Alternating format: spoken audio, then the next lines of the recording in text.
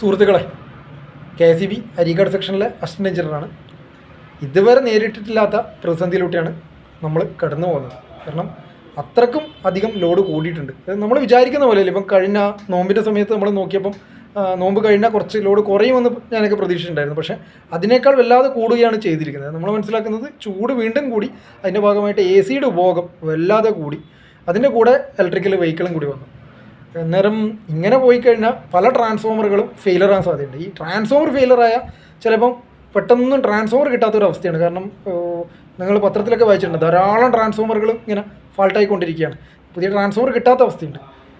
പെട്ടെന്ന് transformer failure, ഇപ്പോൾ രാത്രി ഫെയിലർ ആയി കഴിഞ്ഞാൽ ഇത് മാറ്റി വെക്കേണ്ടെങ്കിൽ കുറച്ച് സമയം എടുക്കും. എന്തായാലും ആ രാത്രി ഒന്നും കറണ്ട് ഇല്ലാത്ത അവസ്ഥയിലേക്ക് പോകും. അതുകൊണ്ട് നിങ്ങൾ ചെയ്യേണ്ടതെന്ന്, കറണ്ടിൻ്റെ വാഹനമുള്ളവർ അവരെന്തായിട്ടും രാത്രി 10 മണി മുതൽ ഒരു മണി വരെ അത് ചാർജ് ചെയ്യാൻ ഇടാതിരിക്കുക.